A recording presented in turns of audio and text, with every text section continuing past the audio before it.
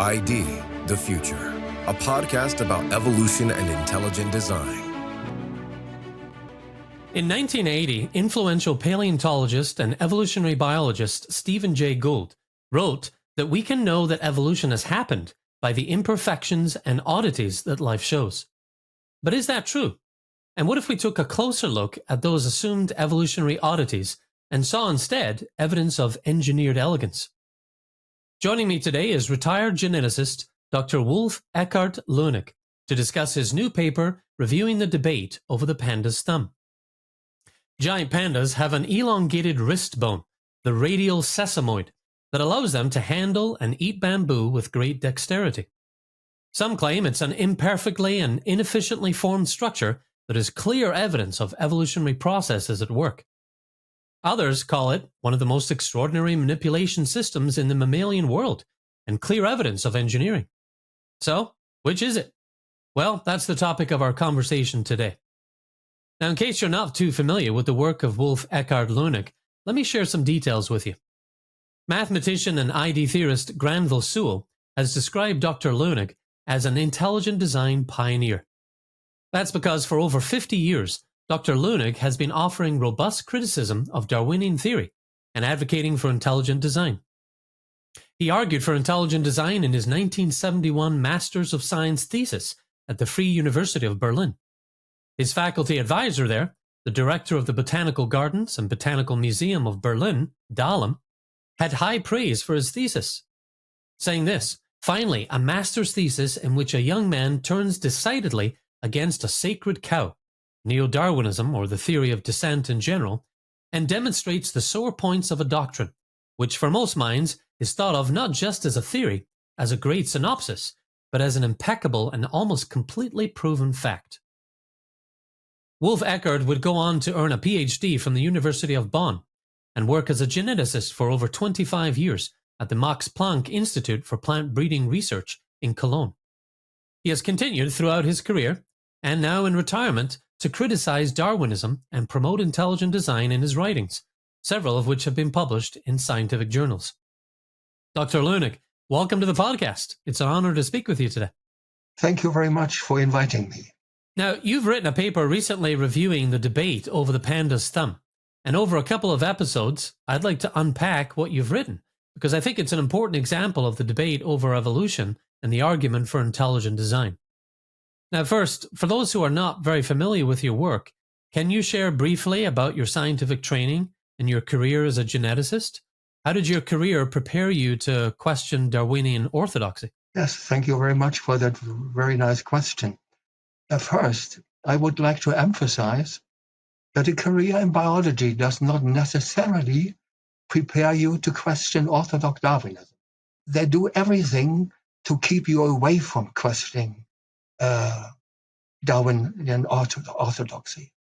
However, studying the enormously complex biological facts that you are made familiar with, facts which are, on closer examination, often characterized by irreducible and specified complexity, can help you to question Darwinism.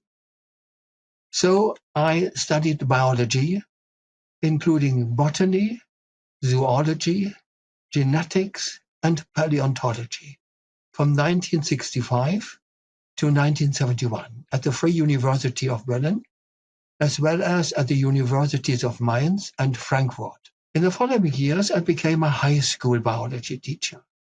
In 1978 and 79, there were the PhD studies and writing my PhD thesis at the Institute of Genetics at the University of Bonn. There, tasked among several others, teaching genetics for biology and medical students, internships, and also seminars on the history of biology and human genetics. Nevertheless, I would like to emphasize that you don't have to have a career in biology to doubt Darwinian orthodoxy. Any thinking person is capable to do this. Those are great points, Dr. Lönnig. Especially like the one where you just said that you don't get taught how to criticize Darwinian orthodoxy, but the more you learn in your specialized field, the more you're able to understand the gap between the evidence and Darwinian theory. Those are great points. Well, let's give listeners an idea of what we're talking about today with the panda's thumb. Can you describe the giant panda's hand and how it differs from other bears? Yes. Before I do that, I would like to state that in my following answers, for a lack of time, I will not always give the source of my quotations. Almost all the references can be found in my article on the panda thumb. Now, a short Wikipedia quotation. A thumb is visible on its forepaw, which helps in holding bamboo in place for feeding. The giant panda paw has an additional digit similar to a thumb and 5 fingers, so exactly 6 digits. A thumb and 5 fingers. It is the thumb-like digit which is so important, which helps it to hold bamboo while eating. So, to emphasize this point, the other species of the bear family do not have such an additional digit. And one can make a long discussion about the bones. I simply would like to show this picture. This is a thumb that you can see here. And this is digit 1, digit 2, 1, 2, 3, 4, 5. 5 and this thumb-like digit. So that special thumb has been cited for decades as a special proof for the theory of evolution. In fact, it has become really an icon of evolution. Darwinians have called it to be a crude structure. They have called it built from an odd part, clumsy, highly inefficient, imperfect, suboptimal, an example of bad design, and altogether an imperfection which no intelligent designer would ever have made, and only evolution by mutations and natural selection could have produced. And I appreciate you sharing that image, because as you say, it really helps to kind of see what we're talking about here, and you can't always do that when it's audio. But thankfully, we're recording video, so we can see some of these visual aids. Well, the panda's thumb, as you're saying, has been a key example in discussions about evolution, particularly due to the well-known work of paleontologist Stephen Jay Gould. He formulated his argument for the panda's thumb in several books and works, pretty much over 20 years, starting in 1978, with a column that he published in Natural History through his summary of the argument in his magnum opus, The Structure of Evolutionary Theory, which he published in 2002. So let's spend a few minutes just talking about Gould's perspective. Why did he consider the panda's thumb to be an example of a striking imperfection or a clumsy but workable solution? Yes. Gould has argued as follows.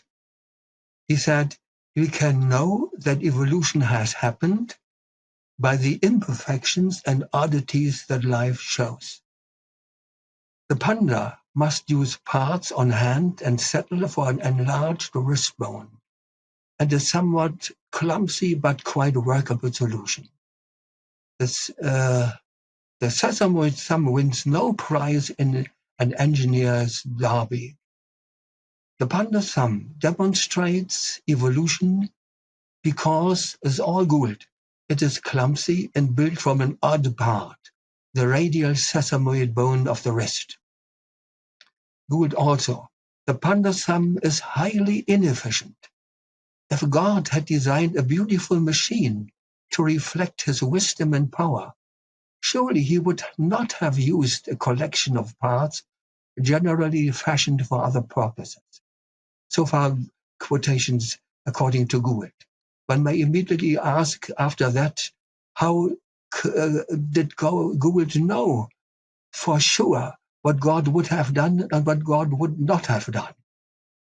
Interestingly, a group of researchers have pointed out recently the Ailurids, it's a red panda, the Talpids moles, the proboscideans, elephants, sigmodontan rodents, including New World rats and mice, and tenomid rodents, like tuco. They're all, in fact, they are some like structure understood to be a modified sesamate. Now, this is 6 times independently in different groups of animals where this thumb occurs.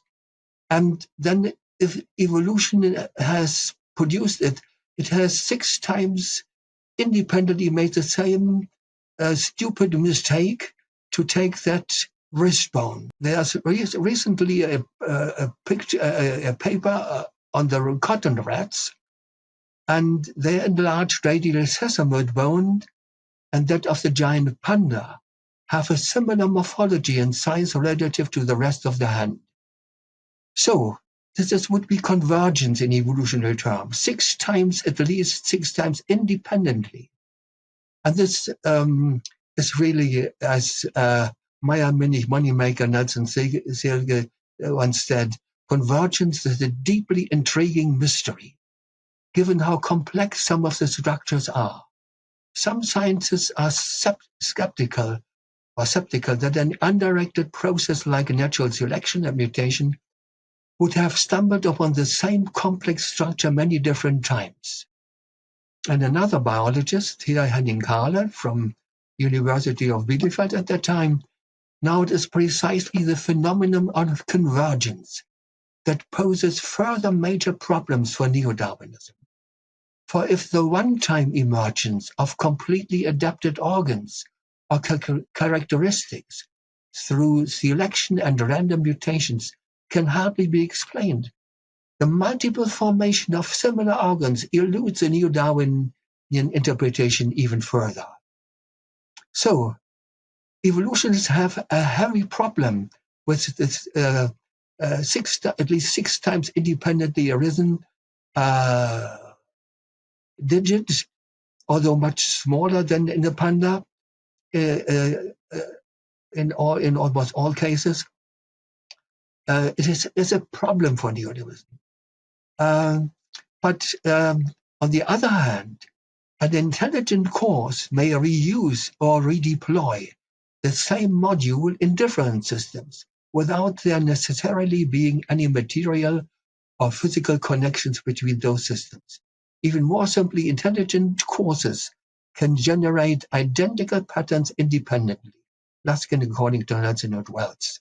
An intelligence course, as I said, may reduce and redeploy the same module in different systems. Yeah, and that is a great point. And convergence happens to be also very convenient to explain on the Darwinist's point of view how things came about seemingly independently multiple times. But it is definitely a mathematical and logistical problem for Darwinian theory. Yeah, we'll definitely include a link to your paper in the show notes for this episode. Now, that paper highlights that not everyone agrees with Gould's assessment. What evidence do you review in your paper, that contradicts the idea that the panda's thumb is suboptimal? Well, first I would like to quote Paul Nelson, fellow of the Discovery Institute. He reports about his personal conversation with Gould the following points. He first asks, how did Gould know that this structure, the panda's thumb, was suboptimal? And then he said, so I asked Gould one-on-one, sitting in his office, what's the evidence that the thumb is actually suboptimal? And he said, Paul, just look at it. Just look at it. It is obvious. Nelson added, well, the fact is, it is not obvious. Every reference from the panda's natural history literature that I have found praised the structure in the highest terms, like a forceps. Schaller, with an utmost precision, Perry, etc. Richard Perry points out that pandas can hold a single piece of sugar cane or slice of bread. They can pick up a tin dish like a dog dish in their forelimbs. Gould thinks it's obvious, Gould and others like him think it's obvious, Yes. but it's only obvious if you're coming from a bottom-up reductionist view of how organic systems emerge. If you're coming from the opposite end of the spectrum, a top-down designed approach, then it's equally obvious that it's an engineered masterpiece. So there's the rub. So for a layperson, it's one thing to talk about bones, but another to understand how they're used. Can you give us briefly some examples of the panda's dexterity when using its radial sesamoid? Well, there's a Japanese evolutionary research group of Endo et al., and they commented the way in which the giant panda uses the radial sesamoid bone, its pseudo-thumb, for grasping, makes it one of the most extraordinary manipulation systems in mammalian evolution. They also said the radial sesamoid bone and an accessory carpal bone form a double pincer-like apparatus in the medial and lateral sides of the hand, respectively, enabling the panda to manipulate with great dexterity. Interestingly now, that's, I think, a very important point. Although evolutionary biologists who had spoken about the panda thumb as being crude, built from an odd part, being clumsy, highly inefficient, imperfect, suboptimal, and so on, which would be a mistake which no intelligent designer would ever have made, and only evolution by mutations and natural things would have produced. These same evolutionists, when they were watching the pandas more closely alive, they went to zoos and looked at that, and evolutionary biologists like Davis and Gould, both originally involved in the bad design argument, have confessed things like the following. Listen to Gould. I was amazed by their dexterity and wondered how the scion of a stock adapted to for running could use his hand so adroitly. In plain English, he was amazed, astonished, surprised that a member of the bear family could use its 4 feet for both running and eating bamboo so perfect. The other is Dwight D. Davis. He had that famous big anatomy book about the panda thumb and pandas in general. He said he went to a zoo and then he reported the skill and precision with which objects are grasped and manipulated by the 4 feet is astonishing. I have observed animals pick up small items like single straws and handle them with the greatest precision. Small discs of candy less than an inch in diameter were handled deftly and placed into the mouth. So I think it's so interesting that these leading evolutionary biologists who invented the story of the clumsy, inefficiency, imperfection, and so on, now when they saw it, they were enthusiastic how wonderfully these bears handled single straws and more. And I myself went to 2 different zoos and spent much time looking and studying them there. And I can only agree with Gould. And I can only agree also with David. Yeah, as soon as you throw out the word clumsy, which is what Gould and others have done, it sort of paints that picture, of just the accidental evolutionary make-do sort of apparatus. But as you're saying, and as you're painting with words, it certainly doesn't seem that way when you're looking at these animals, when you're observing them. There's great dexterity and great precision as they handle small objects and sugarcane and even picking up dishes in various experiments.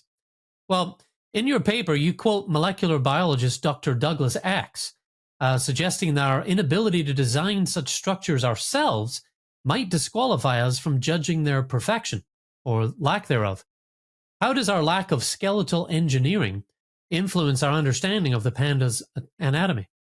In 2017, Douglas Axe stated that none of these people, he speaks of the evolutionists, however earnest they may be, have any deep grasp of the principles of design and development underlying sesame bones and thumbs, to say nothing of pandas. Indeed, none of us do. And this is still true in 2025.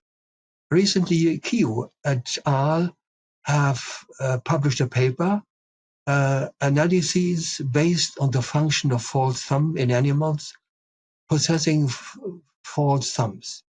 And they state there are still a number of factors that cannot be explained, including the inability to fully explain the genetic mechanisms behind false fingers and the role of environmental factors and environmental factors that influence the growth of these structures.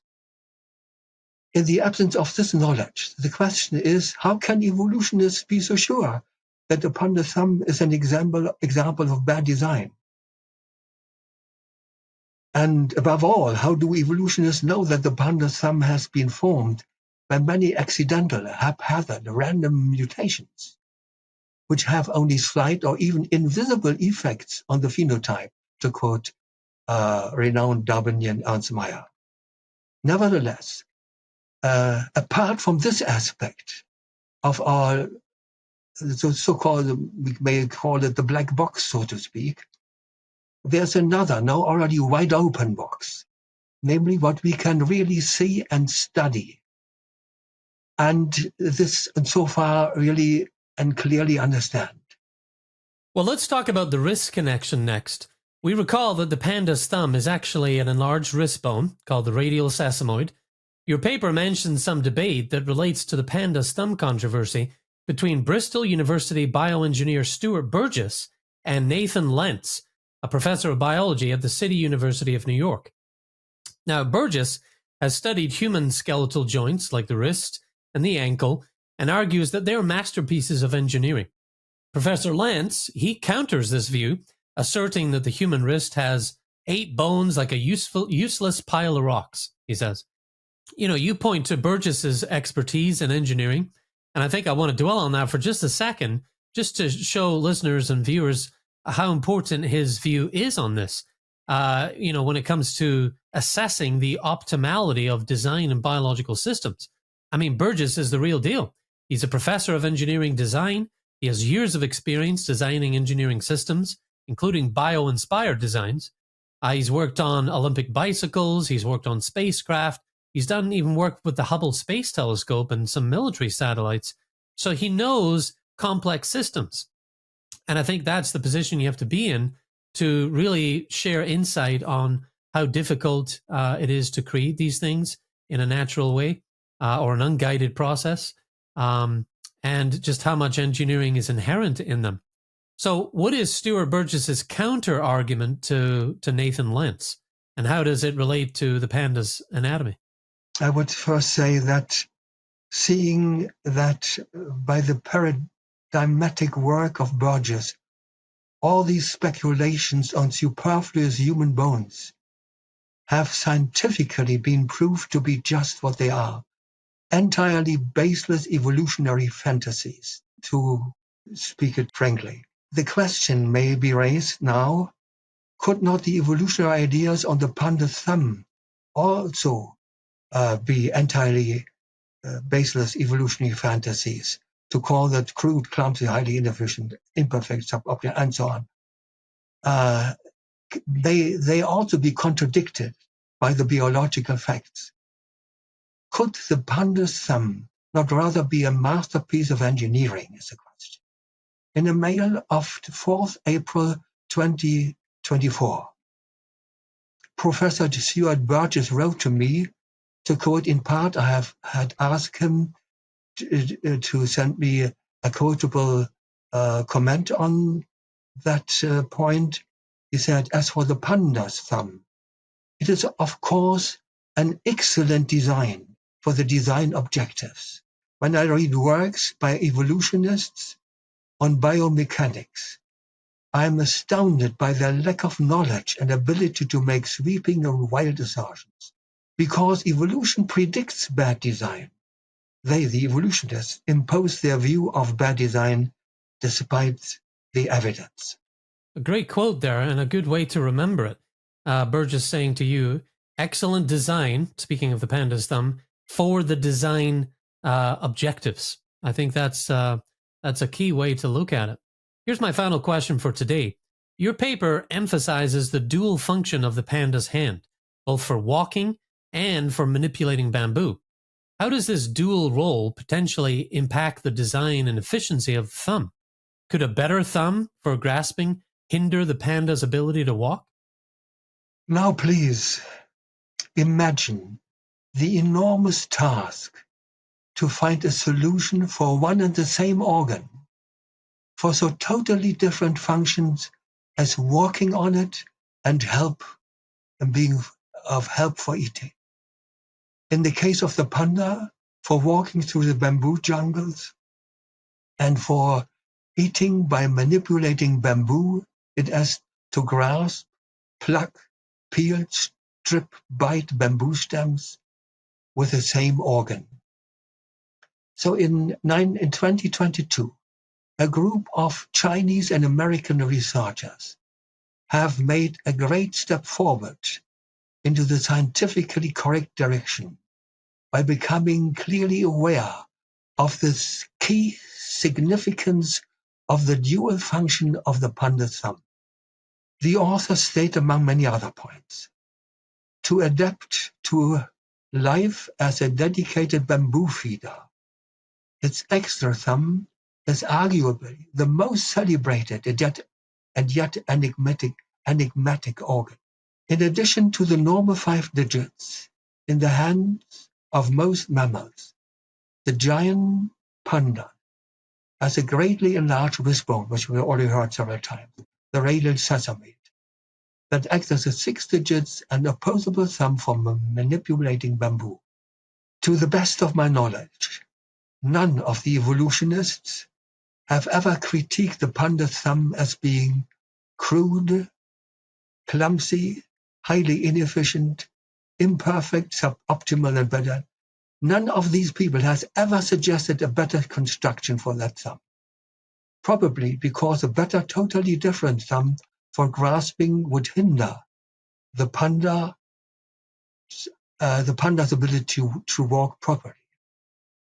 On the other hand, may one not ask, why not the possibility of intelligent design? William Dembski and Michael B. have repeatedly emphasized that in our daily method to detect intelligent design, there is no magic, no vitalism, no appeal to occult forces involved. And indeed, inferring design is widespread, rational, and objectifiable. All of us, says Dembski, all of us are all the time engaged in a form of rational activity, which, without being tendentious, can be described as inferring design. Inferring design is a perfectly common and well-accepted human activity. People find it important to identify events that are caused through the purposeful, premeditated action of an intelligent agent, and to distinguish such events from events due to either law or chance. To repeat and to emphasize, there is no magic, no vitalism, no appeal to occult forces. Inferring design is widespread and original and objectifiable. And at the beginning, I mentioned 2 points, namely irreducible complexity and specified complexity. And these are methods which have been successfully applied to such questions.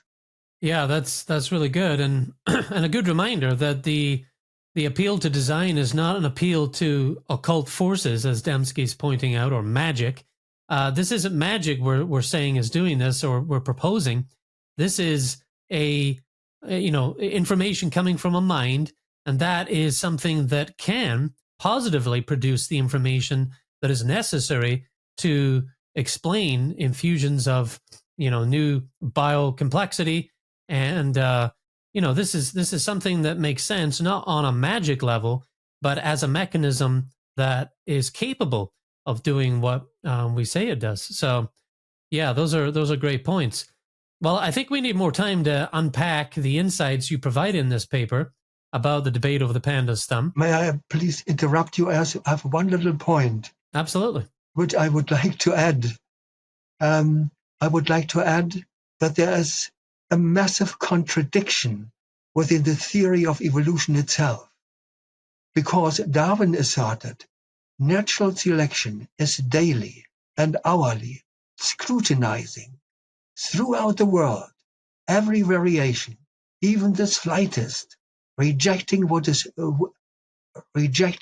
which is bad, preserving and adding up all that is good, silently and insensibly working whenever and wherever opportunity offers at the improvement of each organic being in relation to its organic and inorganic conditions of life. Nowadays, evolutionary researchers like Professor John Avis assert natural selection comes close to omnipotence. Professor Christopher Exley is indeed convinced that both the beauty and the brilliance of natural selection are reflected in its omnipotence to explain the myriad observations of life, virtually in agreement with Dawkins, Coyne, Futuyma, Dodd, Ayala Meyer, and many other renowned evolutionary authors. Or take Nobel laureate François Jacob. The genetic message, the program of the present-day organism, resembles a text without an author that a proofreader has been correcting for more than 2 billion years, continually improving, refining, and completing it. Now the important point, he continues, gradually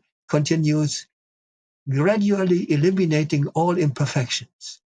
And now, on this background, as a result of this unlimited, omniscient, omnipotent natural selection, gradually eliminating all imperfections, now this crude, clumsy, highly inefficient, imperfect, suboptimal, and bad design of the Panda thumb ?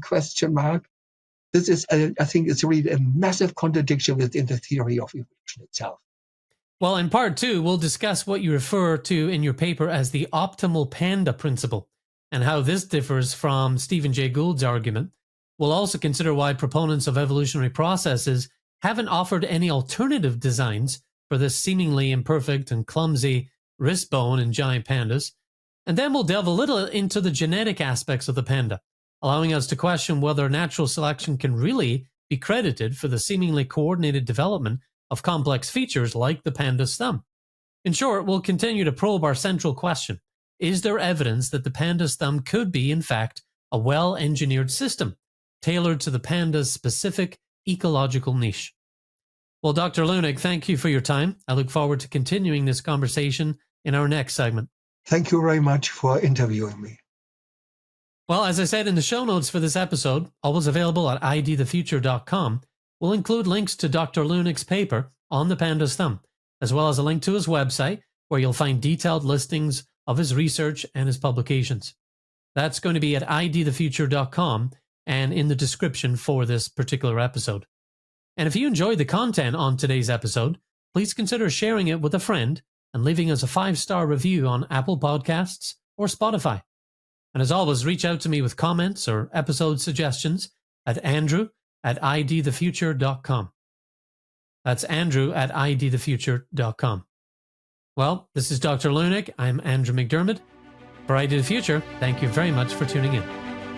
ID the Future, a podcast about evolution and intelligent design.